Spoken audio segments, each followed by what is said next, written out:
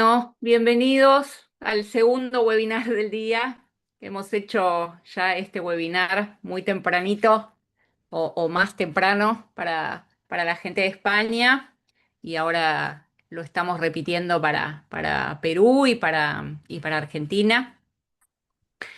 Es un webinar centrado en la lente, nuestra lente fáquica IPCL, que muestra los resultados visuales consistentes y de alta predictibilidad refractiva, y por sobre todo el perfil de seguridad que a lo largo de estos 12 años mostró la lente, tanto en evidencia clínica como en la práctica diaria.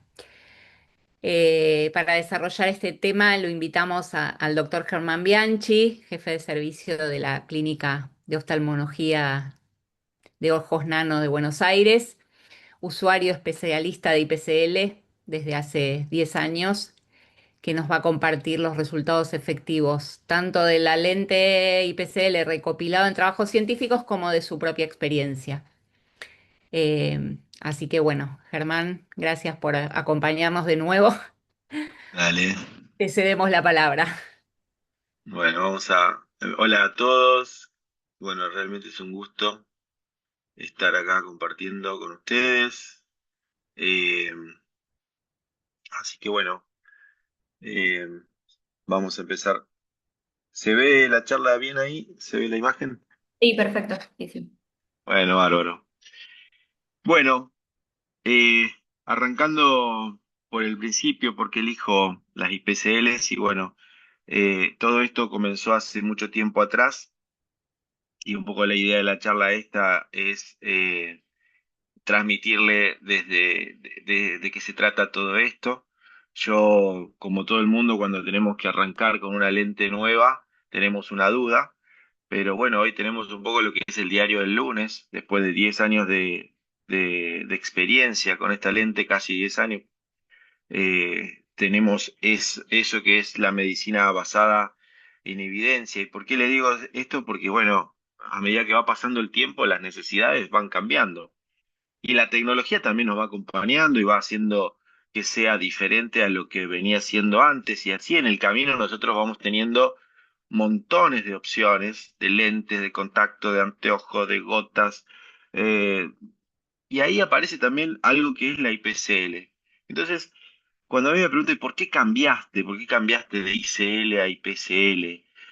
Porque bueno, a medida que van apareciendo opciones, uno va probando lentes nuevas, va queriendo saber cuáles son los desafíos que tenemos con esta lente. Y lo importante es lo que queda, porque nada, no todo esto quedó. Todas las cosas que fueron láseres que fueron funcionando y que después dejaron de funcionar, pero hay cosas que sí quedaron. Y esta es una de las lentes que quedó. ¿Por qué? Porque, bueno, uno va tratando, lo que me pasó a mí era que me creaba cierta curiosidad, me parecía muy buena la lente, entonces empecé a autoevaluarme y esas autoevaluaciones se transformaron en estudios científicos y esos estudios científicos fueron publicándose.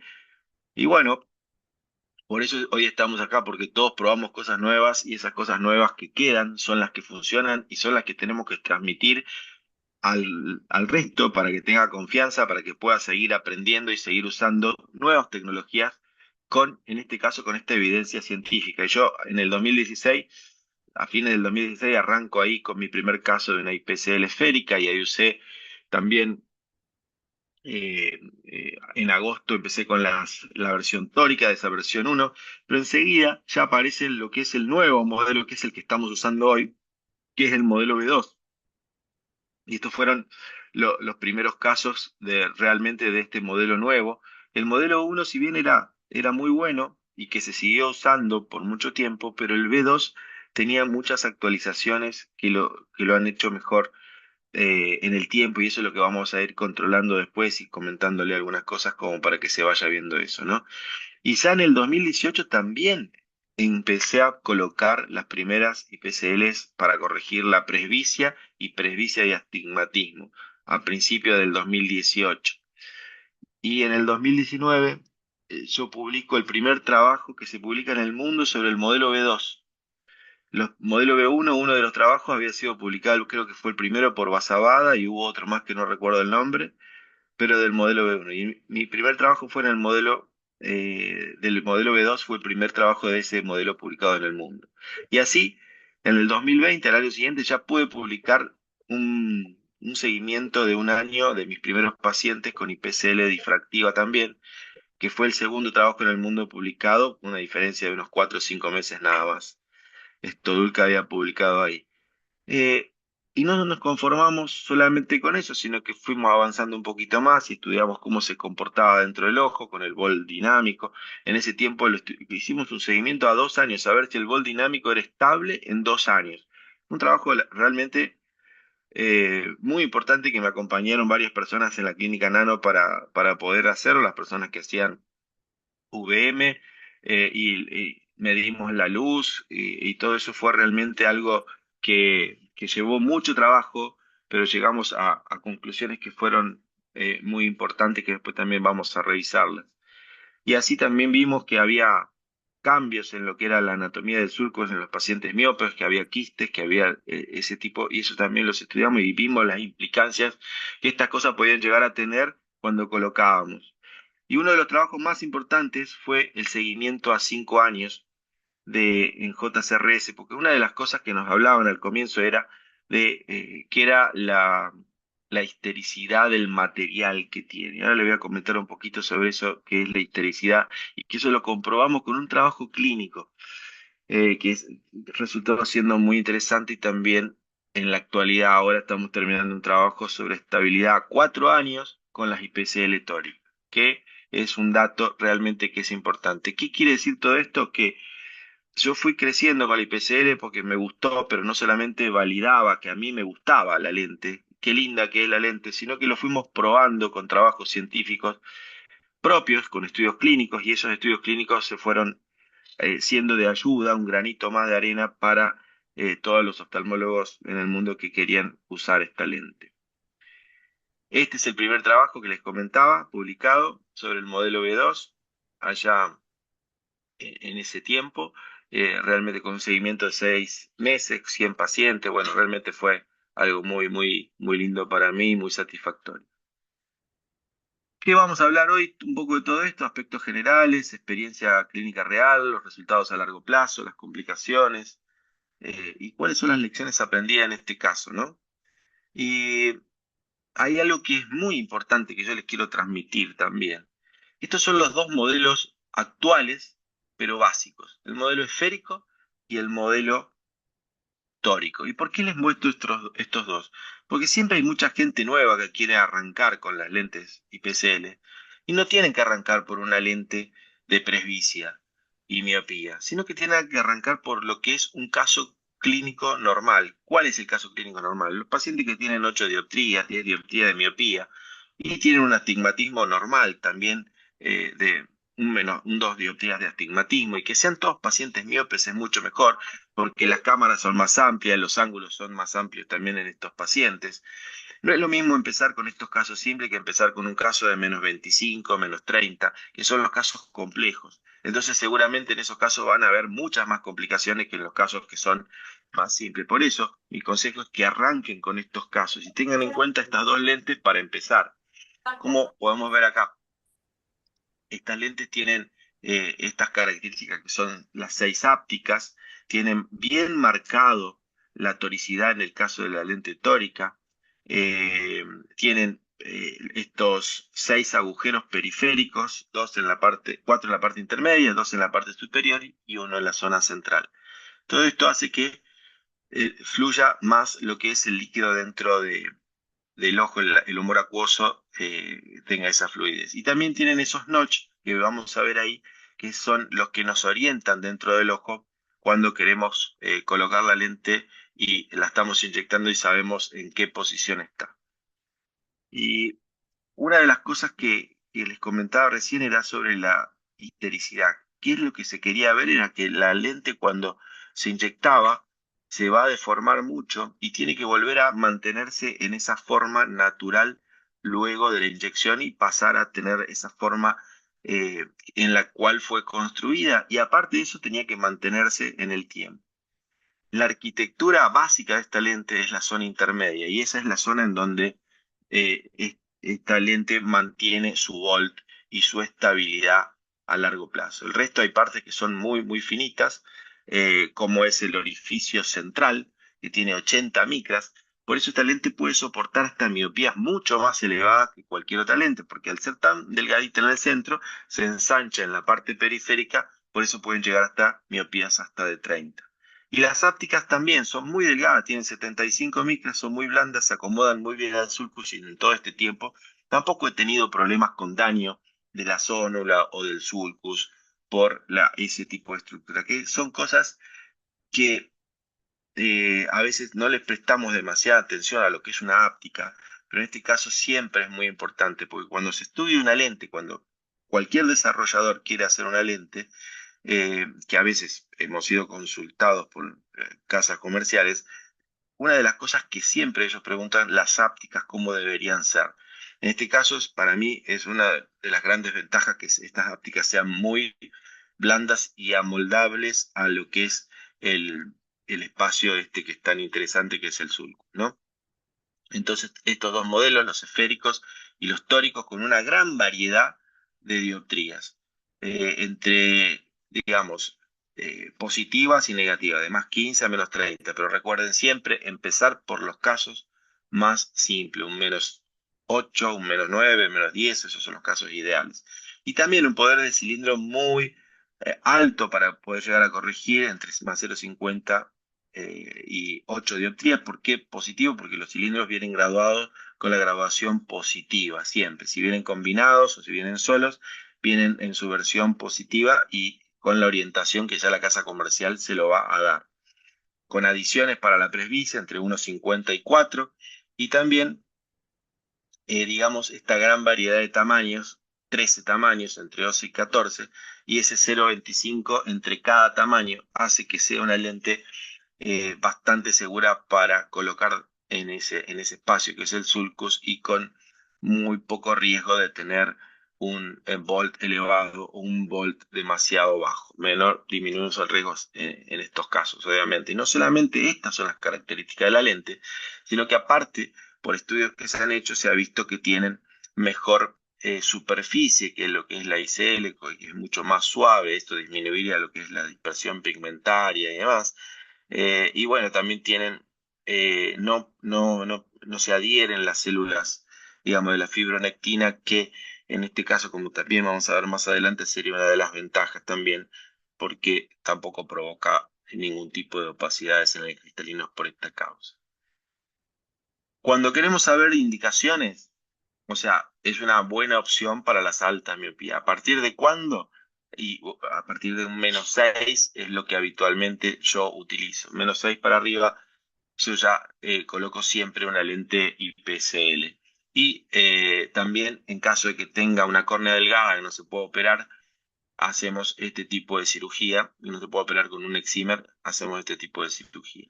Obviamente estos son pacientes jóvenes, por encima de los 21 años, con una miopía estabilizada, y los astigmatismos también se pueden corregir, y obviamente la presbicia es otro de los datos en los cuales podemos hacer esta cirugía. ¿Cuándo no hacerla? Cuando tenemos pocas células endoteliales, creo que es, yo siempre que veo un paciente para operar con una lente fáquica, me fijo en las células endoteliales, lo primero, de ahí arranco. Tiene una córnea gutata y bueno, no nos vamos a meter en esa historia, aunque una córnea gutata es mucho más difícil de ver en un paciente joven que en un paciente de por encima de los 40 años, ¿no?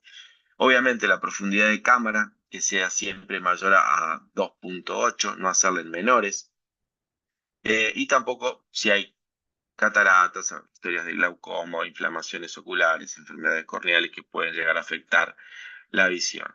Si hay queratocono, a veces lo que más conviene es corregir primero el queratocono, estabilizarlo con el tipo de tratamiento que se necesite de acuerdo a cada caso y de ahí avanzar con la lente que vaya, si ya sea esférica o tórica, pero eso es tema para otro tipo de clase especial, ¿no? ¿Qué es lo que yo hago en el preoperatorio? Un análisis completo. ¿Con qué aparatos? Yo tengo estos, utilizo estos acá. Y realmente todos estos aparatos me dan toda la data que yo necesito. Pero también es es muy importante hablar con el paciente y que el paciente comprenda lo que vamos a hacer y que no va a dejar de ser miope, sino que va a seguir siendo miope toda la vida, porque la miopía es o por la curvatura de la córnea o por el largo axial, o en este caso no estaríamos operando a ningún paciente que tenga una opacidad de cristalina, ¿no? Pero bueno, estos son los casos y que necesitan sus controles a lo largo del tiempo, ¿no? Eso es muy importante. Y otra cosa que es muy importante también, la refracción, o sea, lo más básico, y tener distintos tipos de refracción. ¿Cuál es? La objetiva, la subjetiva, pero también es importante la cicloplégica. Lo que yo hago en la primera consulta es hacer una refracción objetiva y cicloplégica.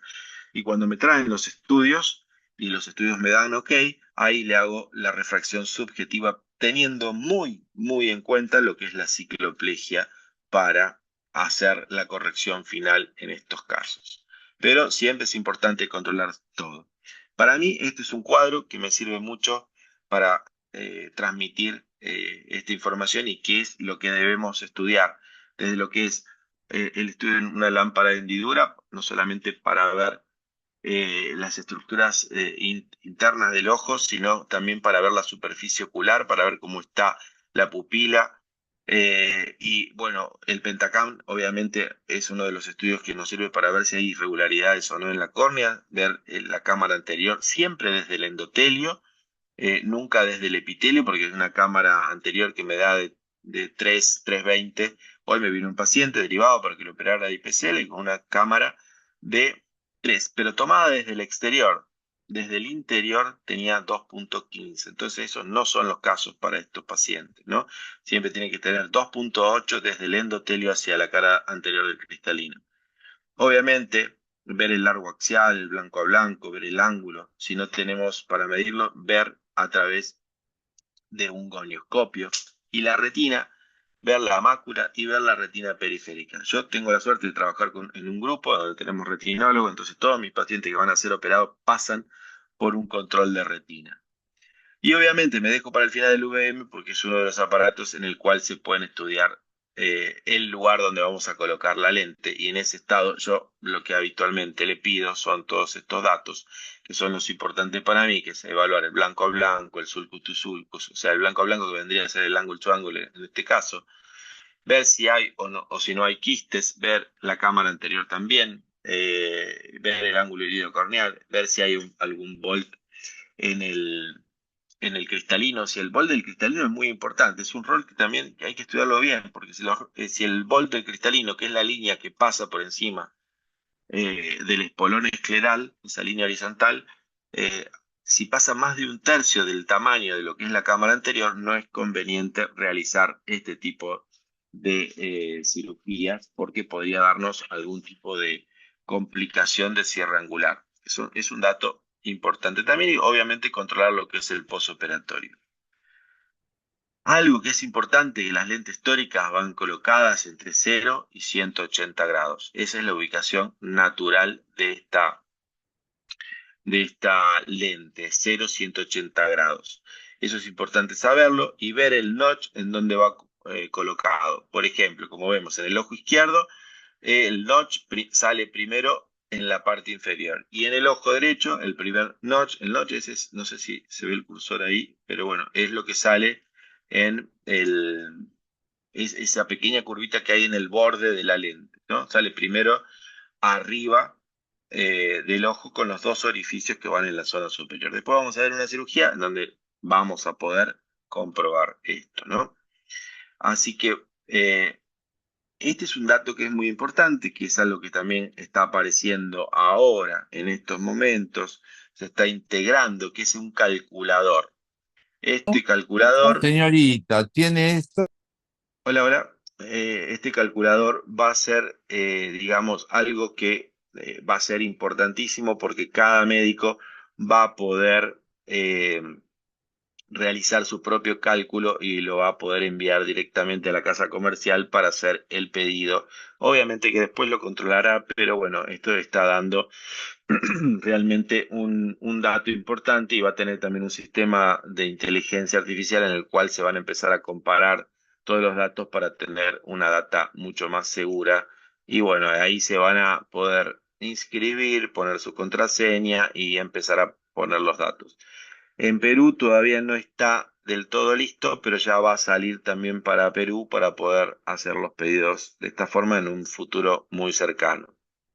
Siempre que hablamos de seguridad, tenemos que saber que lo que tenemos que preservar es, para no tener una catarata, es la cara anterior del cristalino.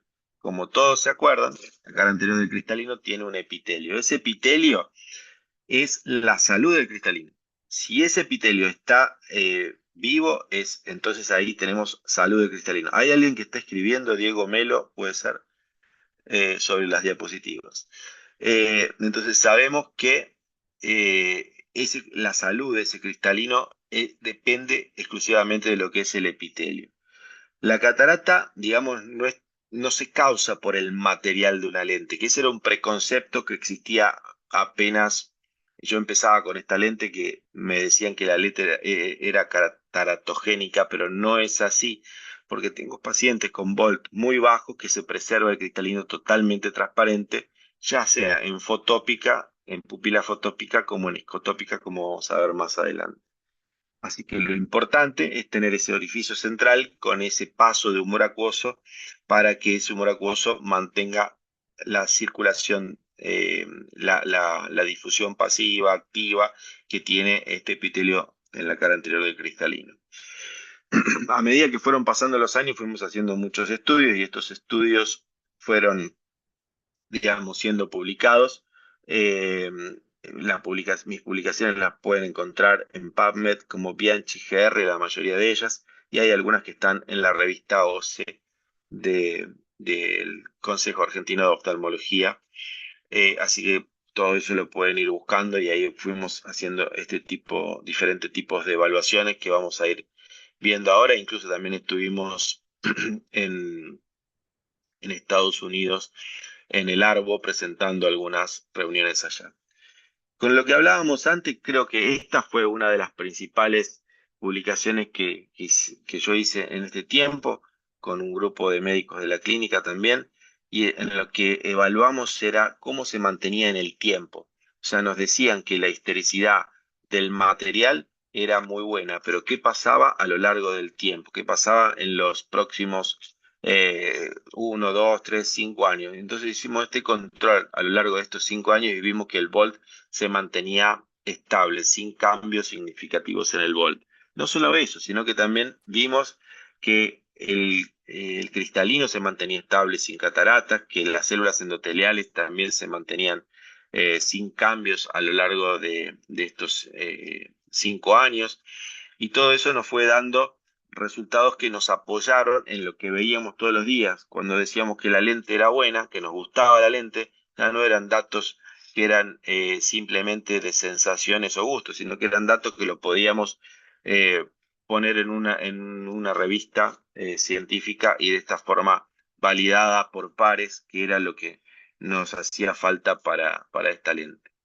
Eh, Todo esto nos ayudó mucho, pero ¿qué pasa siempre que alguien más publica esto y que publica valores similares? Esto, lo mío fue publicado en el 24 y esto fue publicado en el 25, dando prácticamente los mismos resultados. O sea que en dos centros diferentes, sin compartir ningún tipo de situación clínica, teníamos mismos resultados con la misma lente. Que bueno, esto también ayuda a una validación. Y cuando estudiamos el bol dinámico, una de las cosas que vimos aquí era que cómo se movía la lente, porque cuando vamos a evaluar un bol, no queremos, o sea, no es un volt estático que permanece siempre igual, sino que va variando dependiendo de la cantidad de luz que entra al ojo. Y eso, en este caso, era el estudio que les comentaba, que fue con un seguimiento de 2 años. El volt dinámico se mantenía estable también en diferentes condiciones lumínicas, más o menos son 96 micras que se modificaban, o sea, cerca de 100 micras en estas diferentes condiciones lumínicas. Eh, bueno, aquí tenemos también más datos, porque como comentábamos antes, queríamos saber cómo funcionaba, cómo era el sulcus, y ahí vimos que teníamos quistes en el sulcus, y los quistes lo que nos daban eran alteraciones, y vimos también que había entre un 55% de los casos tenían estos quistes. Y lo que vimos en el estudio anterior, también el que veíamos recién, de la JCRS que presenté un año antes, era que muchas veces cuando había quistes teníamos volts más elevado, un dato que era para tenerlo en cuenta también, ¿no?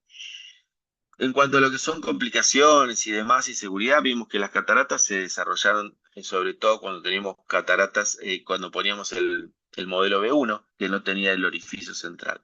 Y en el modelo B2 vimos dos casos, también está en la misma publicación de la JCRS, eso presentado, tuvimos dos casos de, de cataratas en pacientes con miopías por encima de 20 dioptrías, miopías muy elevadas, eso nos dio cataratas periféricas, que no hizo falta cambiarlo porque esas cataratas no suelen avanzar hacia el centro, pero por eso les digo no empezar por casos demasiado complejos, sino por algunos casos que son más simples para no tener este tipo de complicaciones al principio. En cuanto a lo que son las rotaciones, también muestro 6 casos con rotaciones en lentes tóricas, tampoco no son muchos los casos, y esto generalmente se daba en pacientes que tenían quistes en el sulcus o que tenían eh, algún traumatismo. Son los casos que me han tocado a mí.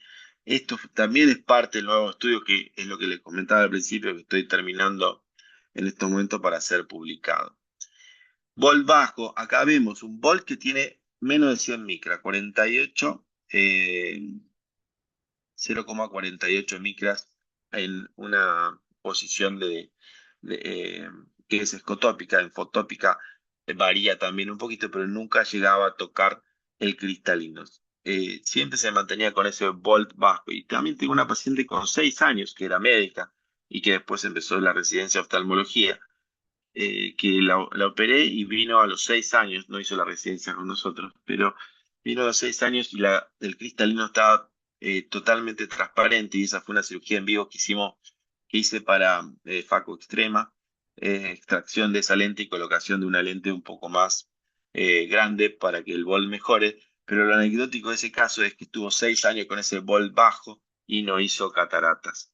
O sea que los volts bajos, mientras haya circulación del humor acuoso, no son cataratogénicos, pero siempre que tengan por encima de 100 micras es lo ideal en estos casos. Por eso el modelo B2 también es importante. Y estos son los casos también de volt elevado, demasiado elevado. En algunos de estos casos no hay que asustarse si pasa que es una captura de la pupila. Suele pasar cuando hay un volt muy elevado. Generalmente es conveniente cambiarlas a la lente por un tamaño menor. Y acá vemos alguna de la causa que puede llegar a provocar, como es acá la áptica de esta lente y PCL, que está apoyada sobre un quiste, que es lo que estaría modificando ese volt.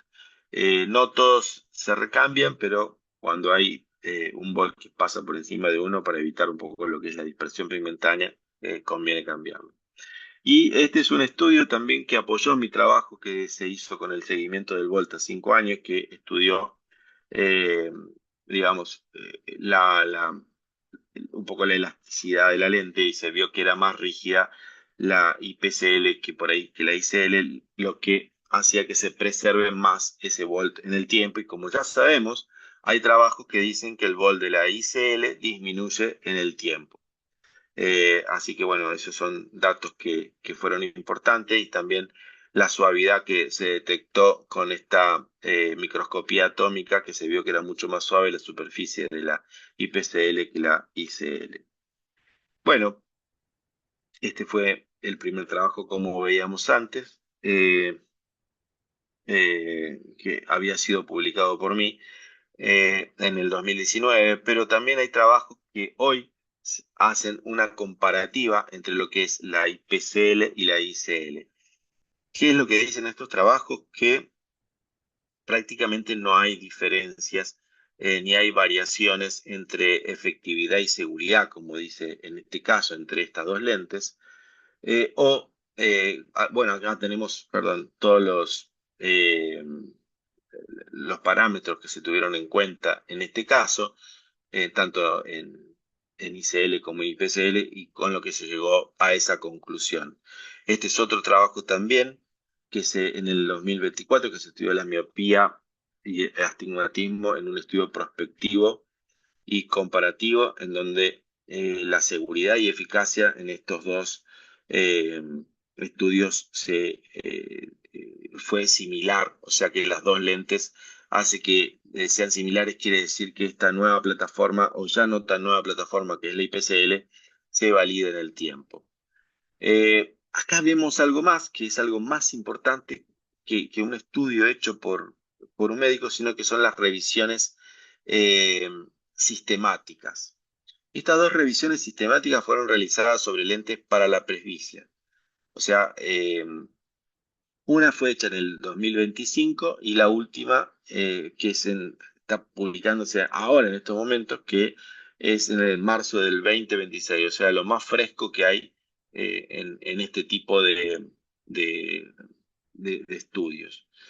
¿De qué habla el del año pasado, el del 2025? Se estudiaron 28 papers, se hicieron análisis de 28 papers. ¿Y qué es lo que se vio? Bueno, una alta precisión refractiva. Y eso es lo que vemos todos los días nosotros también. O sea, pero una cosa es verlo, una cosa es publicarlo en un estudio como me tocó hacerlo a mí, y otra cosa es esto, que es una revisión sistemática de 28 papers. En todos estos casos, el 85% la efectividad, la precisión refractiva fue entre más menos 0,50, o sea, excelente. Y un 95% en más menos 0,1, o sea, pero el 85% de tener ese resultado es buenísimo. La sensibilidad al contraste se mantuvo, que es otro dato que también es importante. Y que los halos y el glare generalmente fueron leves. Independencia de gafas, 80-90% en la IPCL, y acá lo que nos dicen el índice de eficacia que fue de 1,06, o sea, todas las agudezas visuales fueron en ese sentido, iguales o mayores a la obtenida previamente, y el índice de seguridad y predictibilidad, bueno, es un poco lo que estábamos hablando recién también, ¿no? ¿Qué más que hay importante en esto? La seguridad. Este estudio sistemático, esta revisión sistemática, dijo que no hacen cataratas. O sea, no es que lo diga una sola persona, sino que le dicen 25 papers que no hace catarata. Entonces, con todos los seguidores de ICL que nos decían, hace catarata, no, no hace catarata. O sea, eso es una sensación y estos son estudios científicos que nos dicen que no hace.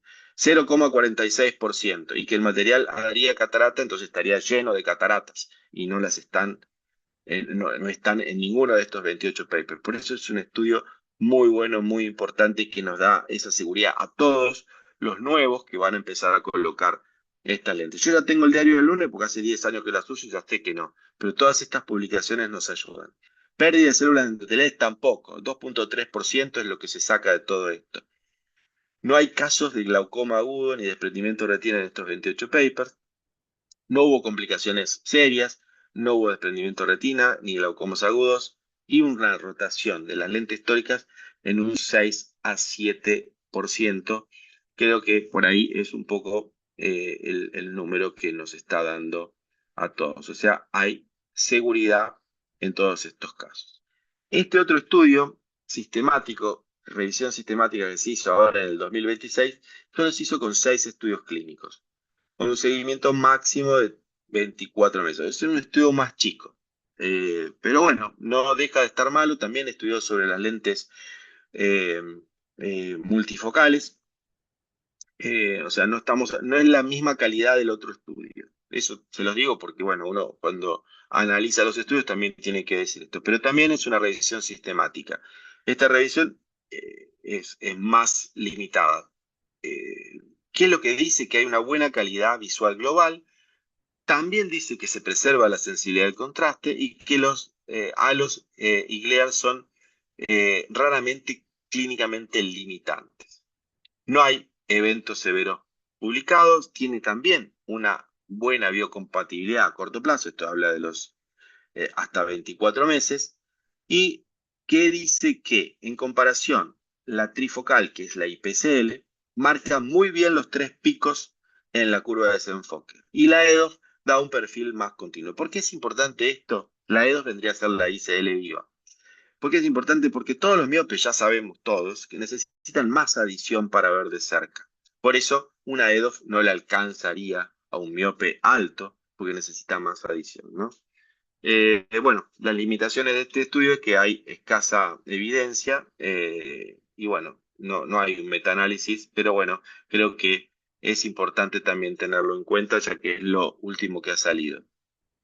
Básicamente lo que vimos recién, y acá un poco para explicar que cuando el índice de eficacia y el índice de seguridad son mayores a uno, nos hablan de que hay una mejoría, eran los datos que yo le daba antes, si están iguales, estabilidad, y si está por debajo de uno, que hay pérdidas de líneas de visión, que en estos estudios, en el primero que hablaba en el 2025, nos dio siempre que había una mayor a uno, o sea que hay una mejoría en las agudezas visuales sin pérdida de células.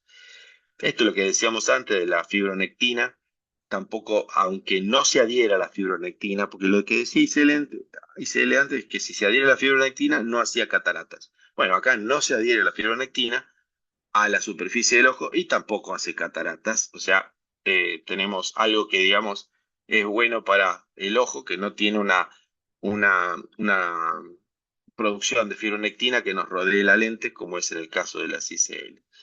La lente tórica, este es el último estudio que yo estoy haciendo sobre la estabilidad refractiva a largo plazo. También está pronto de ser publicado y lo que vimos es un poco esto acá, en estos ojos, que bueno, tenemos una muy buena predictibilidad. También el error refractivo con valores similares, 85,7% en más o menos 0,50 y en uno, por debajo de uno vendría a ser el 100%, preservando endotelio, Volt y demás. Y el astigmatismo fue controlado al mes, al año, 2, 3 y 4 años y se mantuvo estable en todo ese tiempo.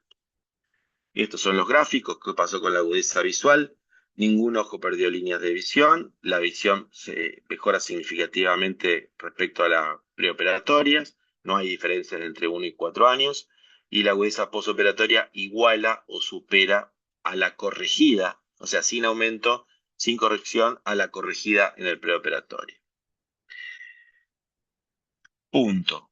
Llegamos hasta acá con lo que son las IPCLs en general. Y ahora hablamos un poquito de lo que es la IPCL y la presbicia. Para la miopía y para la presbicia, yo siempre lo aclaro. Para mí es mucho más difícil poner una lente difractiva en un hipermétrope. ¿Por qué? Porque el ángulo es difícil de encontrar un buen ángulo en un paciente hipermétrope de 48, 49, 50 años, o una cámara anterior que tenga tan buen espacio en esa etapa. Y si tiene menos de 2,8, yo prefiero no colocar esta lente y esperarlo para hacer una cirugía facorrefractiva.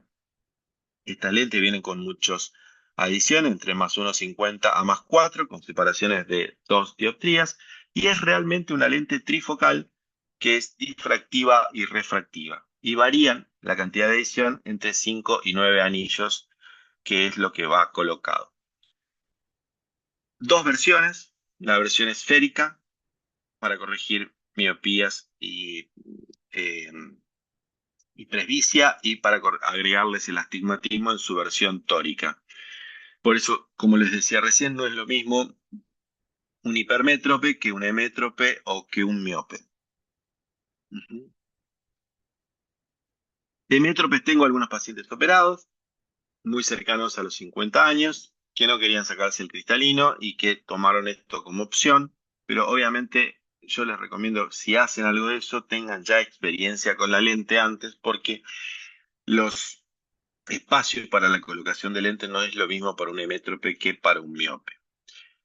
Obviamente esta es la solución, eh, digamos, para corregir la presbicia en estos pacientes que tienen miopía. Hay otros procedimientos que si lo operamos con una LASIK a un paciente de 45 años, le vamos a sacar el anteojo de lejos, pero le vamos a dar un anteojo de cerca.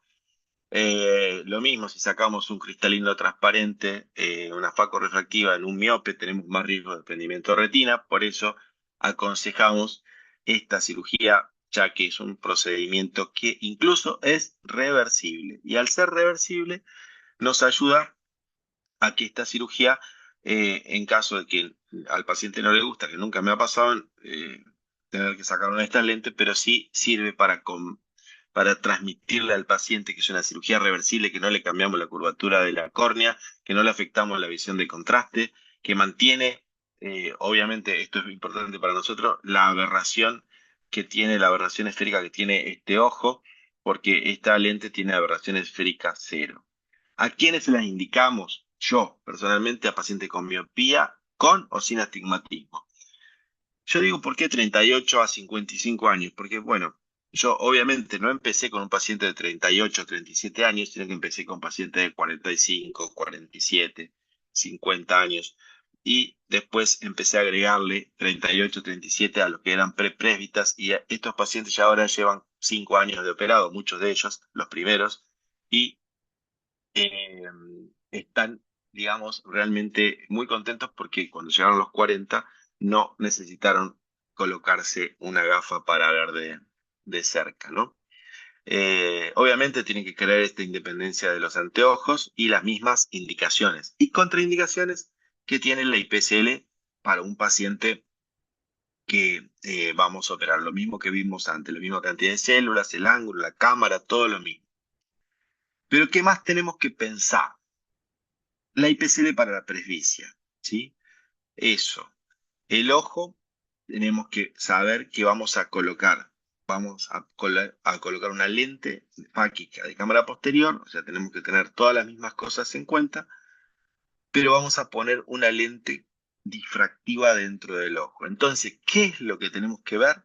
Este tipo de cosas. ¿Cuál es la aberración esférica de la córnea? Si hay coma, si no hay coma, si hay astigmatismo irregular, cuáles son las aberraciones de alto orden, cómo está la superficie. Tenemos que tener en cuenta las mismas cosas que tenemos en cuenta cuando vamos a poner una lente multifocal en un paciente con cataratas o con faco refractivo. O sea, lo mismo que para un IPCL normal y lo mismo que para una lente multifocal son los parámetros a tener en cuenta.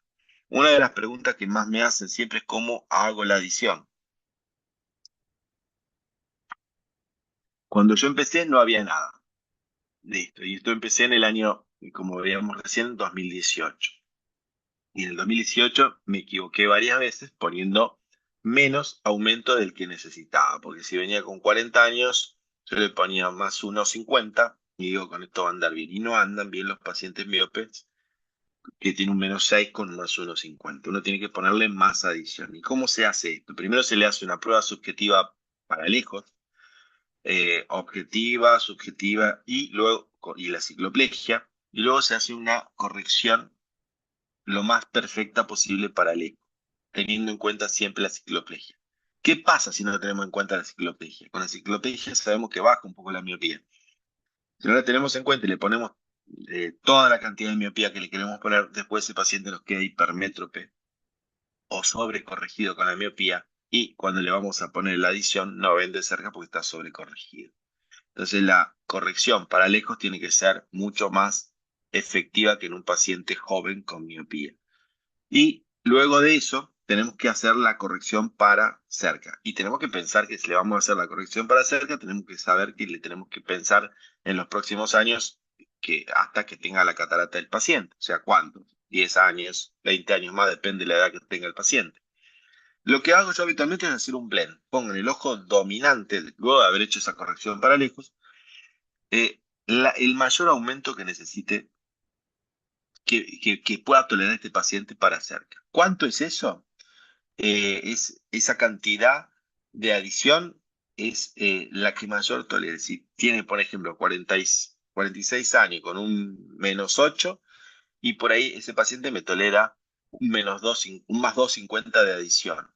Y en el ojo no dominante, yo en vez de ponerle un +2,50 también, le pongo un poco más, un +3 o un +3,50.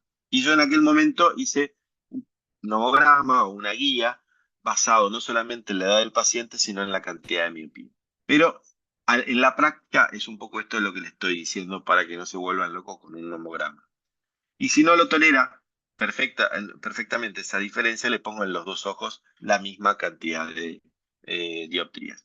Ahora, cuando un paciente viene, no importa la edad, con 45 años y con -12, le tengo que poner +3,50 de ambos ojos para que tolere bien esa adición para cerca. Este es el nomograma, está publicado en PubMed en un trabajo científico, que eso ahora se lo vamos a pasar. Eh, Esto lo publiqué en el 2020 y ahí lo pueden ver y ven que varía las dos variantes, la variante Blend, que es ojo dominante, ojo no dominante, y la variante B, que digamos, del un 80% de los pacientes que yo he operado estaban en la variante, en el Blend, ¿sí? Este es el trabajo, lo pueden ver ahí publicado y lo pueden buscar en PubMed como Bianchi separado GR. En PubMed está ahí. Y bueno, este es un poco lo que se estudió, la cantidad de pacientes y vimos que tenían buena estabilidad. Ahí vemos cómo se busca Bianchi GR, como lo podemos ver acá, ¿no? Eh, ¿Qué tiene de bueno esto? Que el cristalino tiene una pseudoacomodación, o sea, sigue teniendo una pseudoacomodación que trabaja en forma conjunta con la lente trifocal, teniendo esta hermosa curva de desenfoque en estos casos, que es lo que le da esa visión en todas las distancias a estos pacientes, ¿no? Bueno, y seguimos haciendo estudios a largo plazo. Este es un estudio que está publicado como un free paper ya en ciertos lugares en el mundo, y lo que vimos es una estabilidad refractiva eh, y en agudeza visuales, y tanto lo que es células endoteliales, presión intraocular, equivalente esférico. Y esta es lo que se mantuvo en estos primeros 3 años. Ahora estamos para publicar con seguimiento a 5 años. Con presiones intraoculares se mantuvieron estables, células endoteliales, el BOL también. Así que bueno, esto en cuanto a seguridad también es importante. Y acá, como para ver un poquito cuál es la satisfacción de los pacientes, si ha obtenido independencia en el uso de anteojos, y un 92% ha dicho que sí.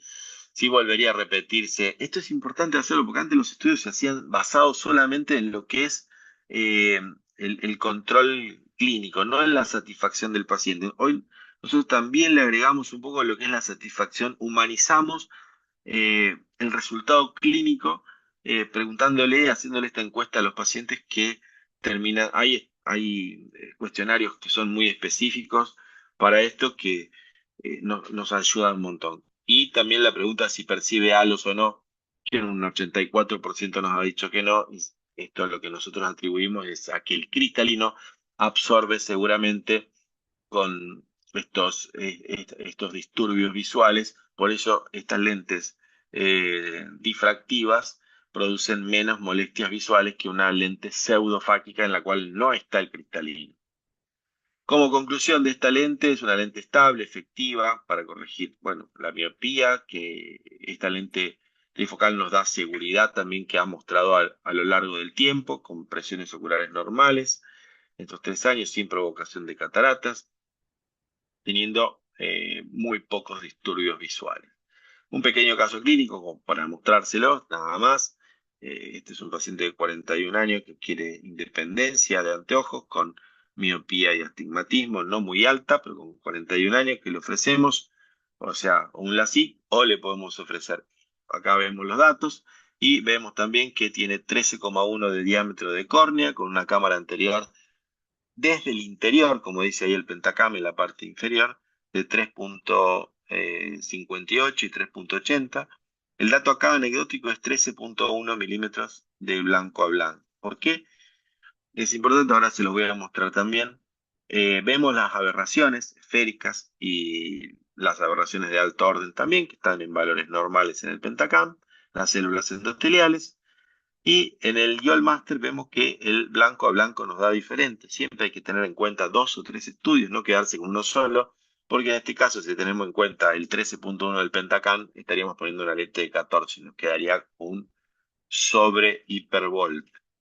12,3 el white to white, entonces, bueno, este es el tamaño de lente que yo voy a elegir con estas adiciones para lejos y para cerca. Pero ¿por qué elijo este tamaño? Porque le hice un VM y el VM me corregía el blanco a blanco, digamos el sulcus to sulcus, a valores similares a lo que era el blanco a blanco del Leon Master. ¿Y qué es lo que veo? O sea, en el postoperatorio con un seguimiento también que nos dio un volt que fotópica y escotópica estaba entre 500 y 600 micras del lado derecho y en fotópica y en escotópica entre 600 y 750 micras. O sea que si le hubiera puesto una lente, me hubiera quedado seguramente con si la lente que me daba un solo estudio, hubiera cometido un error y hubiera tenido un volt sobrelevado. Siempre por eso es bueno corroborar entre dos o tres estudios. Ese es el dato que le Para quiero acá dar. arrancando con una cirugía Bueno, ahora les voy a mostrar un poquito de una cirugía. No sé cómo estamos de tiempo, si tenemos y si no, la adelantamos un poquito. para corregir Eh, una miopía de -8, una lente IPCL y con una adición para corregir la presbicia de +350. Estas son las únicas lentes en el mundo que existen para fáquicas para corregir la presbicia y la miopía siendo una lente fáquica. Así que lo primero que vamos a hacer es la carga de la lente y ahí le vamos a mostrar ahora el cartucho.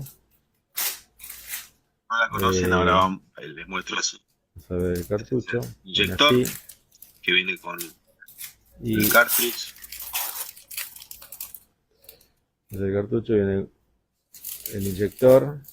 Un inyector común para cualquier lente y el cartucho también Es el cartucho o el es cartridge. un cartucho común, no tiene nada Y especial. ahora me van a pasar Esta es la lente, que esta es la lente.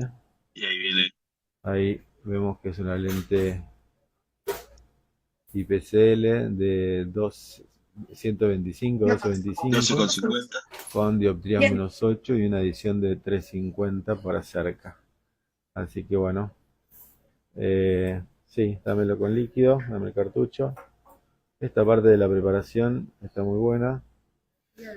Ahí lo vamos a poner con líquido. Esta vez vamos a hacer una cirugía que es con visco. Vamos a usar el Provis. Entonces, bueno, ahora vamos a A mí me gusta convexa poner y cóncava. No sé si se viscoelástico, ve un bien hilito de ahí. viscoelástico con un poquito de líquido para que se licúe Y acá, y eso fíjate acá. es importante. Y acá vemos la curvatura de Ahí la lente, estamos. que convexa por un lado, Entonces, va hacia arriba. la parte convexa va hacia arriba. Y estos dos agujeritos van en la parte superior del ojo. Este es el notch que tiene que ir inyectado primero y acá está el notch que tiene que ir inyectado segundo.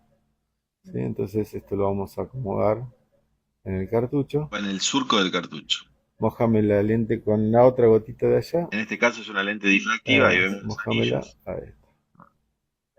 Siempre que se mantenga Perfecto. húmeda la lente, ya que Entonces, es hidrofílica. esta es la posición de la lente. Vamos a incluirla aquí adentro. Y ahí se aprieta, se aplasta la lente, cambia la forma. Vieron que estaba la curvatura hacia arriba. Esto después vamos a ver la histericidad que tiene, Ahí que es está. la capacidad de recuperación de su forma, ¿no? Ahí está. Y acá, cuando la apretamos, queda como invertido. O sea, la convexidad es así. Pero hay que aplastarla para que quede al revés. Cerramos. Y comprobamos. Esta orejita acá, vamos a darle más aumento así se ve mejor. Esa oreja, ¿se ve bien ahí? Esa orejita ahí, liberada. Esta orejita ahí, liberada.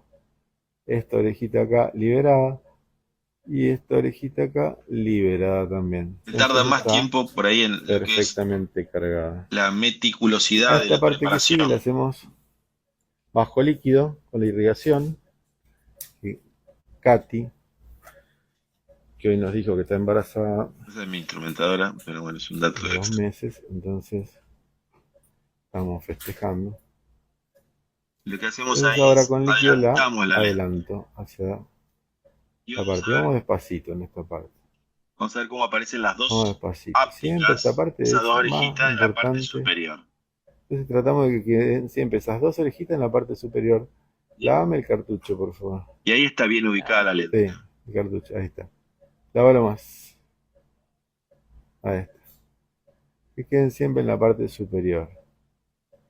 No hace falta operar rápido, hace falta ser atentos, estar ahí pendientes, ¿eh? Entonces ahora que quedaron esas dos orejitas, la guardo acá. Y lo dejo guardadito acá bajo líquido.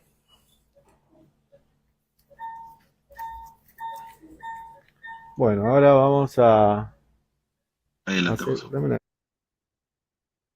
Ahí vemos esta parte, la adelantamos un poquito hasta que hacemos la cirugía. Yo siempre en una lente tórica pongo las marcas 0,180 porque es importante. En este caso hicimos las marcas solamente para que queden, aunque no es una lente tórica, pero sí nos quedan las marcas. Entonces sabemos, mirá la luz, los 3 puntitos. Siempre es importante Perfecto. marcarlo sentado al paciente, Hacemos ¿no? una incisión con el bilance acá. Siempre Excelente. Es una incisión de 20G. cuchilletes Y ahora nuevos me dan la siempre irrigación usen en estos casos, para no pinchar el cristalino. para mantener la cámara formada. Pero le vamos a poner viscoelástico. Yo lo que utilizo acá Entonces es esta cirugía la vamos a la hacer guía de la con Provis. irrigación para sostenerlo, pero eso va Le vamos a después. poner En viscoelástico. este caso le pongo Provis, una cantidad suficiente. Y le ponemos una cantidad suficiente, pero no de más. Que queden, que se vean las vueltitas del viscoelástico, para no poner excedido. Y ahora dame la cánula de irrigación, por favor, que tenemos 60 de altura. Entonces yo voy a entrar con la cánula, en este caso seca, y vamos a hacer la incisión. Yo la uso para sostener. Yo utilizo esta misma técnica, pero la hago bajo líquido. La incisión Pero es de mojame la 2.8 córnea, ya milímetros, que eso estamos. también es Sí, importante. Es más pequeño que y un dame C. la lente, por favor. Entonces, al no tener tanta cantidad de visco, no es más difícil tener un problema de que la lente se nos suba. Y tenemos el espacio para que la lente pueda inyectarse. Yo no voy a inyectar líquido, pero lo tengo acá por si es necesario. Y acá vamos a ver cómo inyecto. Y ahí tengo el notch que estábamos hablando. Ahí lo estoy marcando con la cánula. Tenemos el notch avanzando. Sé que está en el lugar correcto. La inyección de la lente está perfecta. Y ahí está. Ahí se va a acomodar la lente. Ahí vuelve a su Y posición ahora, como normal ya la tengo la lente. cánula con líquido, empiezo a hacer el lavado de la misma. Le damos al frente. Bueno, en este caso yo uso la presión positiva Ahí del se líquido acomodó una para óptica. poder meter la lente más fácilmente debajo Ahí se acomodó del iris, otra. en el sulcus, pero eso Y lo ahora pueden vamos hacer con... con un manipulador y también Ahí viene para abajo. en la utilización de Entonces esta líquido, ¿no? técnica Y es una después técnica lavarlo. mixta que se hace con visco y sin visco. Bueno, ahí la Yo le lente quedó digo la con ubicada sin visco. y ya, ahí quedó. Vamos por cuestiones de tiempo Ahí a está avanzar abajo, esto. estamos seguros. Este es un simple video cortito para mostrar que la lente, en caso de necesitar sacarla, se pone viscoelástico debajo. Podemos engancharla acá en la áptica con una cánula de la misma cánula del viscoelástico y con una o con dos MacPherson sale fácilmente y no se rompe la lente, cosa que no tenemos que estar renegando. Sale muy fácil y ahí vemos que salió. Se inyecta otra lente. Las lecciones aprendidas, bueno, que tenemos que evaluar siempre muy bien la profundidad de cámara, el ángulo, la medición del sulcus, el tamaño de la lente, siempre es lo que nos va a determinar el volt, pero acá tenemos muchas medidas de lentes, cosa que nos hace equivocar mucho menos. El volt, controlarlo en el tiempo, con OCT, con VM, y esa estabilidad refractiva a largo plazo es uno de los, hace que los resultados sean predecibles y con muy bajo astigmatismo residual. Complicaciones poco frecuentes son la rotación, volt extremo y necesidad de cambios de lentes. Y en estos 10 años, mi conclusión es que cuando la indicación es correcta, el seguimiento es cuidadoso, la IPCL es una buena herramienta eficaz para resolver estos problemas reales y acuérdense que es un procedimiento reversible y la fórmula para lograr estos resultados en todo lo que hemos aprendido en estos 10 años es que primero es la seguridad y luego es la eficacia. Y me tomo el atrevimiento de hacerles un chivo, una invitación a Oftalmo Córdoba. Sé que en Perú hay mucha gente de Perú que viene todos los años y bueno, están todos invitados para este próximo 1, 2 y 3 de octubre, que también la vamos a pasar muy bien con este grupo de amigos como Tiziano y Andrés Jovelina, Noé Rivero, Hugo Acosta y yo, que somos los directores de este congreso. Se pueden inscribir y si quieren venir a operar a este congreso, tomen la foto del QR y se inscriben y nos escriben y ahí van a estar todos invitados. Y va a ser algo muy lindo este año nuevamente.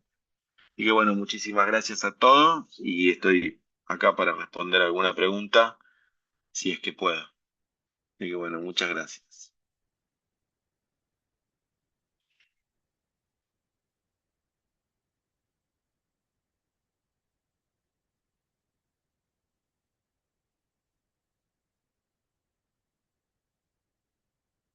Bueno, si hay alguna pregunta, si hay alguien por ahí que está con ganas de saber algo, preguntar algo, alguna duda. Abarcaste todos los temas con mucha claridad, nadie tiene dudas. Bueno, siempre hay gente que está arrancando, así que bueno, ahí también tienen mi contacto por cualquier cosa o el contacto de ustedes.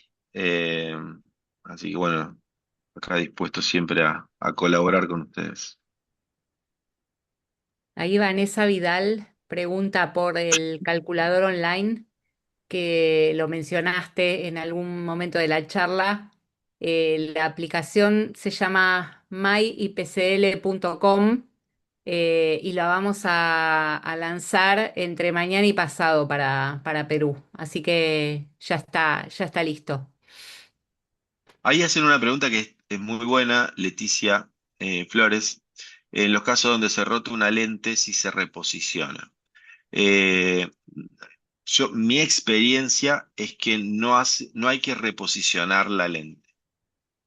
Hay que cambiarla por una de mayor tamaño, porque cuando se rota, eh, la lente va a quedar siempre va a volver siempre a esa misma posición, porque la mayoría de los casos lo que tenemos son quistes en el sulcus y la vuelven al mismo lugar. O sea que yo cada vez que he reposicionado, directamente no lo someto a esa segunda cirugía de reposicionamiento, sino a recambio de lente.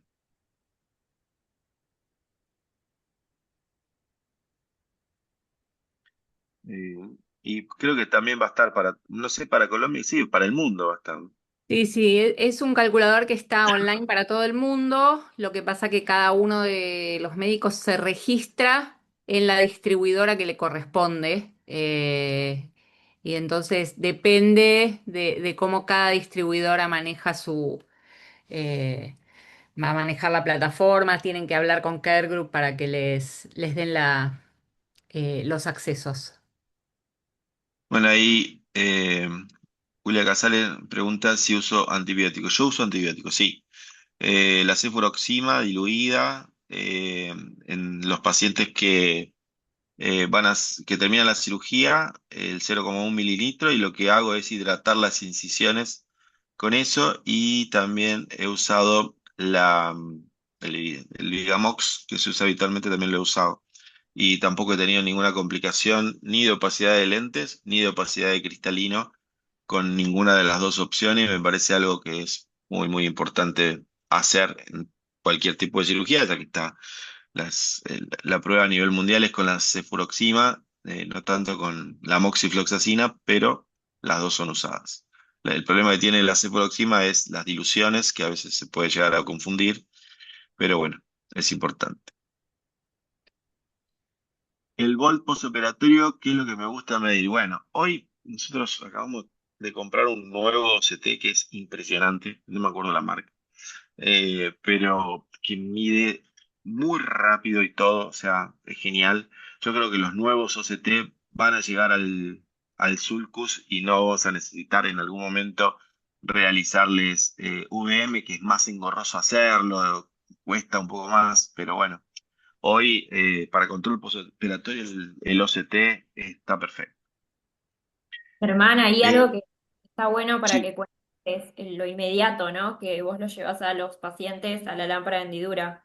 sí, todos los Inmediatamente. pacientes, sí, sí, sí, sí, salen del quirófano, o sea, y van a la lámpara de hendidura. Eso es algo que uno lo hace automático, pero bueno. Para los que no hacen esta cirugía todavía, hay que ver a todos los pacientes y cuando usan viscoelásticos, controlarlos la presión ocular las primeras 2 horas, ya que si llega a subir hay que hacer un nuevo lavado.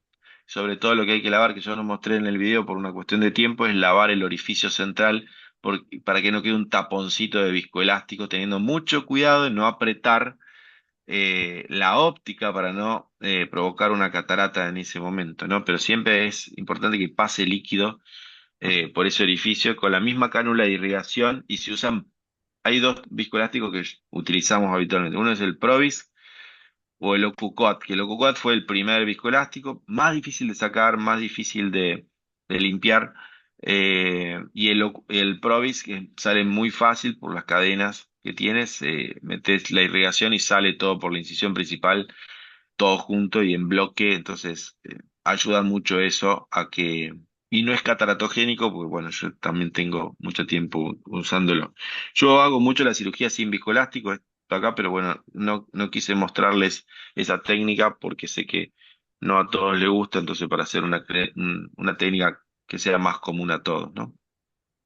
No uso mióticos, buena pregunta también, Pedro.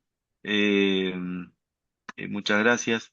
Y no uso nada para contraer la pupila porque podemos tener un adelantamiento de lo que es el cuerpo ciliar y vamos a ver que tenemos un volt a veces que queda muy cercano a cero en algunos casos y que nos puede traer alguna complicación. Entonces yo lo que hago es dejar que la midriasis se resuelva sola en el tiempo.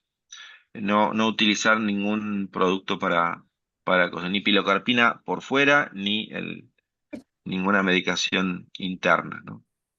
El Miostat, que es el usado, pero no uso nada, eso no. Recomiendo que no lo use.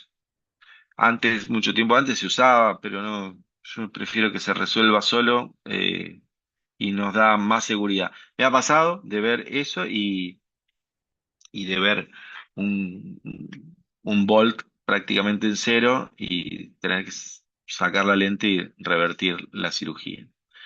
Cuando existen quistes, otra pregunta, ¿existe quistes en el surcos? ¿Cuál es la? Bueno, depende mucho de el white to white, cuando hay quistes en el surco, del tamaño del quiste y la ubicación. Si los quistes está a hora 12 no pasa, hora 6 no pasa nada. Si está a hora 3 hora 9 ahí es donde resulta un poco más complejo. Y si tienen más de 0,5 milímetros, tenerlos en cuenta. Me ha pasado alguna vez que he hecho una cirugía que tenía muchos quistes en todo el sulcus y entonces decidí reducir el tamaño de la lente porque en comparación a lo que era el white to white había una diferencia que era importante, entonces decidí tomar en cuenta el sulcus to sulcus, pero son casos que no son los más comunes, ¿sí? O sea, así que bueno, entonces ahí me quedó también un volt normal, pero bueno, son casos muy especiales que hay que tener en cuenta, ¿no? A ver, eh, quistes en el sulcus, no me quiero perder nada. Depende mucho de la decisión de acuerdo al tamaño. Claro, sí, depende mucho de la decisión de acuerdo al tamaño del quiste. Y si tengo tres medidas, una de Pentacam y el Master OCT, todas son diferentes, ¿cuál es más segura? Y yo siempre compruebo con lo que es todas van a ser diferentes, pero no tan diferentes. Nunca vamos a tener, siempre tengo que tener dos que sean similares. Y la que me dio diferente, volver a repetirla. Y entonces de esa forma vamos a estar seguros que las tres medidas son similares. Y siempre hacer, eh, Ángela, un control con el VM si es posible para evaluar el sulcus, ¿no? Que creo que es eh, la data que es importante en estos casos. Cuando tenemos diferencia de tamaños, ver el sulcus, a ver si hay algo que nos esté cambiando la- la- el tamaño de la lente que vayamos a colocar. Pero bueno, ahora con el calculador les va a dar en forma automática el tamaño, pero siempre contrólenlo.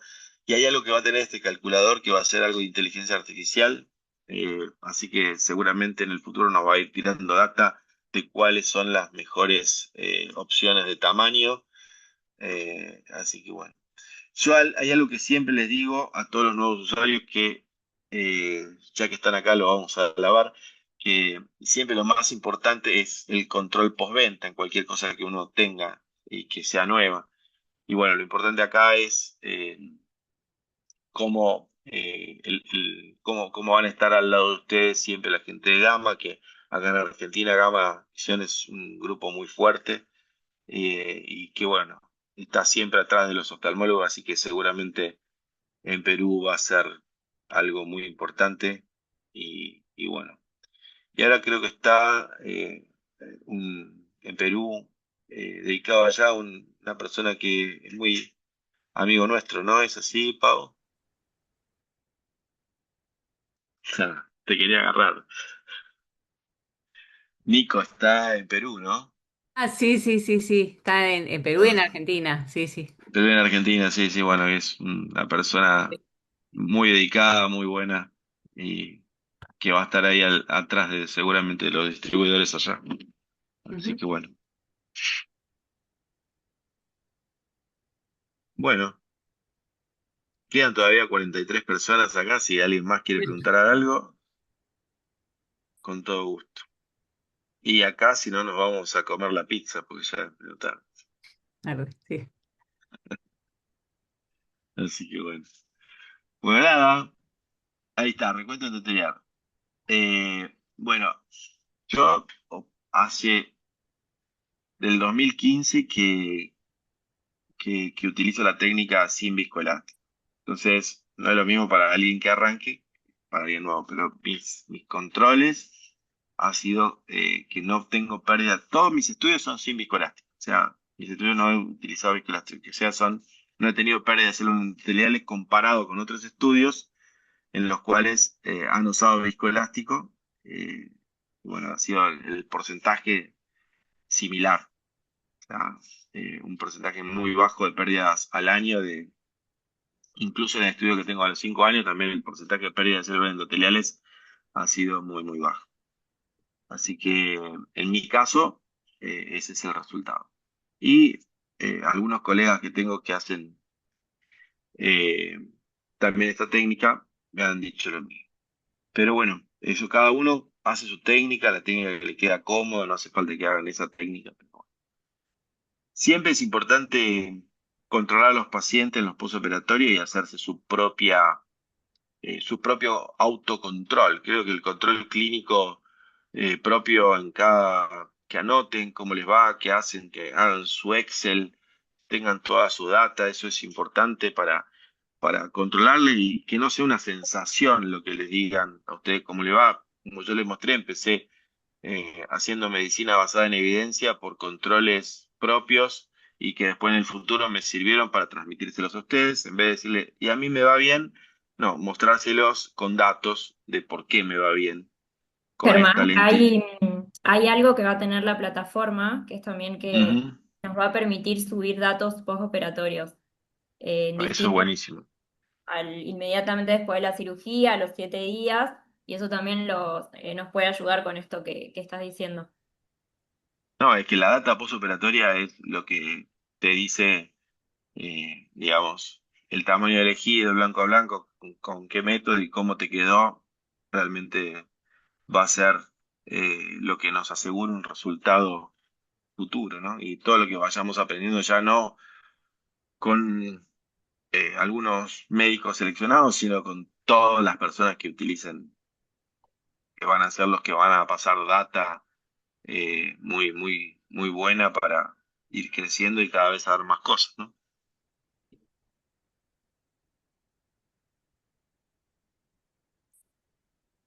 ¿Alguna preguntita más? Bueno, bueno, gracias a todos, gracias por los agradecimientos ahí que me ponen en el chat. Para mí es un placer enorme contarles las cosas que yo hago y bueno, tratar de que lo que se aprendió en el tiempo, que fue mucho el tiempo y lo que había muy poquito hace 10 años. Hoy tenemos el diario del lunes. El diario del lunes, aprovéchenlo y úsenlo para, digamos, sacarle provecho y poder poner cada día más lentes, ayudar a sus pacientes, que en realidad eso es lo más lindo de todo, humanizar lo que es una cirugía, es lo que nos da esa, eh, esa calidez que es lo que realmente busca un paciente, que es la calidez humana que ustedes le van a dar y la calidad visual, que es lo que realmente están buscando en estos pacientes que realmente son bastante discapacitados visuales, porque con esas miopías elevadas, la mayoría de ellos no se pueden meter al mar solos porque no tienen los lentes de contacto, así que imagínense desde ese punto de vista hasta eh, ir a la ducha, ya es un montón lo que los van a estar ayudando, así que cualquier cosita que necesiten, aquí vamos a estar. Muchas Y, gracias a todos.